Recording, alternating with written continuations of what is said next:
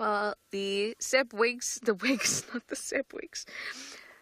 Wigs origin story clarified. It was James and the camel Seb that had found them. And I wonder if any of you remember the time that we were here in the Molwati, this dry riverbed, and James was with these two owls, the spotted eagle owls at Nestia. And I don't know if they forgot something on their camera, like the SD card or whatever it was, and then I came to give it to them. And then the adults flew away, and then James was absolutely convinced that the chick had flown, that it had fledged, and he had a look of utter surprise on his face. And there's just the most brilliant screenshot of James looking in the direction of the flown away bird, mouth wide open, jaw on the floor, absolute surprise. And he's saying, "It can fly!" And closer to the camera is my face going, "What are you talking about?" It is the cutest thing. We have had a lot of fun in the Molwati following these guys, the Wigs, over the years.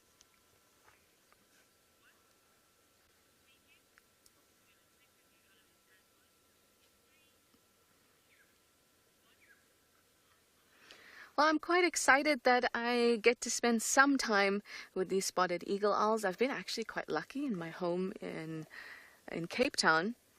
There's been a Cape eagle owl that comes and sits on my roof, which I love. But here we get the spotted eagle owl, and we're very lucky that we get to visit this pair often in the Molwati. It's the dry riverbed again, of course. But the whole reason that I'm in this dry riverbed in the first place was because I wanted to follow up on those mating leopards which were moving in this direction. Linda Poley, you say your owls, your favorite owls. How can you even pick favorites, Linda Poley? I can't. I love all owls. In fact, I have a little bag that's in the shape of an owl. It's one of my favorites.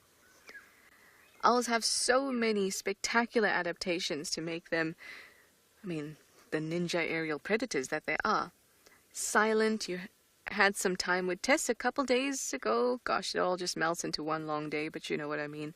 Previously, before today, you got to see a little diagram about the feathers of the owl and how it contributes to their silent movement. How important it is to move silently through the night.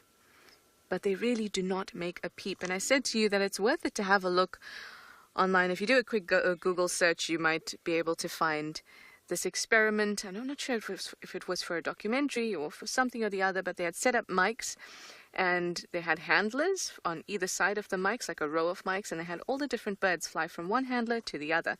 And so that you could record the sound of their wing beats. And then when the owl came along, it was just silent. And remember, these are mics. These are not people's ears. These are mics, so they're sensitive, much more sensitive to sound than just our, average ear. And they were silent. The edges of those feathers are nice and frayed, and that is important because that makes sure that.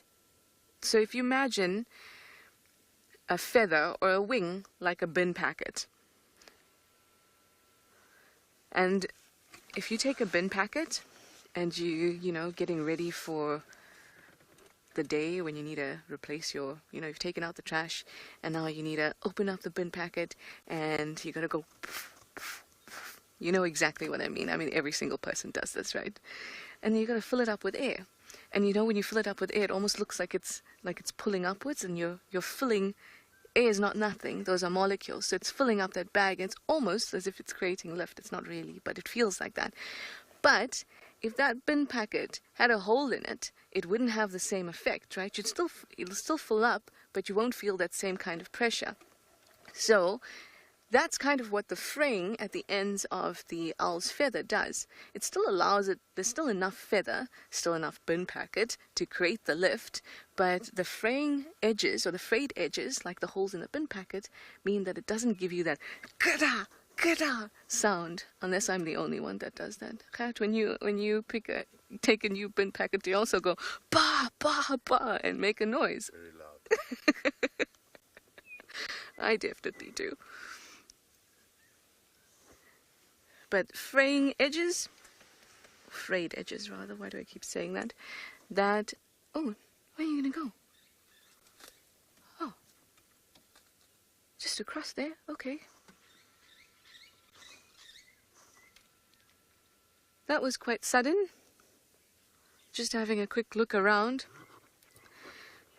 Because let me tell you, I was once sitting here with these exact two owls in this exact position, watching them, and Tandi the leopardess, who is now deceased, walked through the riverbed with the very little Maribs at the time. So you never know. Anyway, let's keep on going, and I'm going to send you over to Chris now, see what's happening in Pridelands.